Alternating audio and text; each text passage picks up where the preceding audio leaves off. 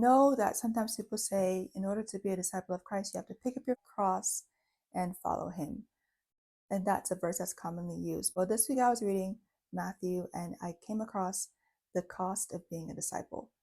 And so Jesus is saying two things here. For one, he uses the example of birds having nests and foxes having holes in the ground. What are those things? Those are homes for them. And then he says that, but the Son of Man has no place to lay his head.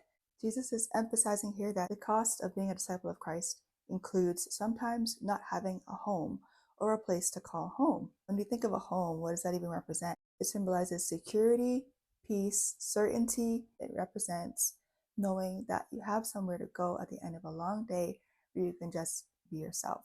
And it represents protection. On the other hand, when you don't have a home, you don't have that shelter. You're losing shelter, you're losing protection.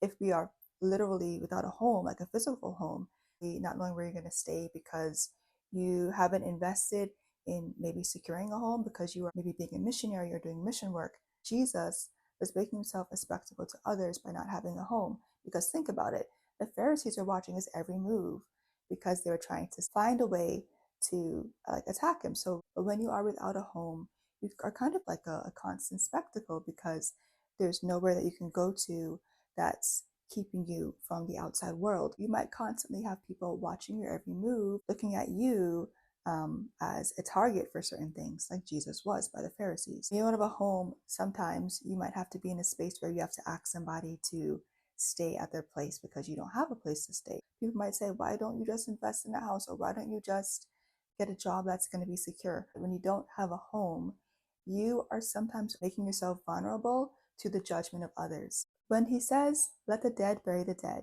and I was looking at some commentary in the Bible and online, they were saying that Jesus likely wasn't really telling this man to not attend his father's funeral, but instead it's possible in the culture of the time, burying that father or burying a family member meant staying with that person until they actually had their last breath, which could be years, days, weeks, you just don't know.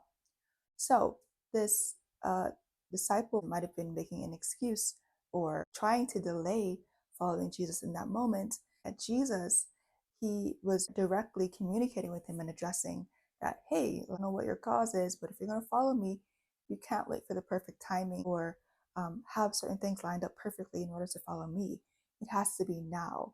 You have to make personal sacrifices. Maybe this gentleman wanted to spend more time with his family before he followed Jesus. So that maybe if he was a firstborn son, then he would gain his father's inheritance when he died, right? That goes back to security, right? Of having a home, not in a physical sense, but it's the certainty of knowing that you can provide for yourself. Being a disciple of Christ means that you also don't know what your next steps are going to be.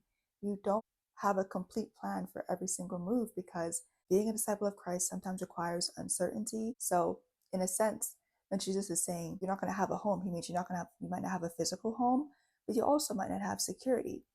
So being a disciple of Christ is being a spiritual entrepreneur. When you think of entrepreneurship, it's you're making a business plan and starting it from scratch, and they're running the risk of knowing that they might lose money, and you're running a business knowing that it's going to come with risks and possible losses. By being a disciple of Christ, all these things are spiritual risks. So the cost of discipleship might be spiritually expensive because we're risking losing our friends to follow Christ. We're risking the certainty of knowing whether or not we are going to be able to provide for ourselves and not have to rely on other people. And in that sense, you can be without a home.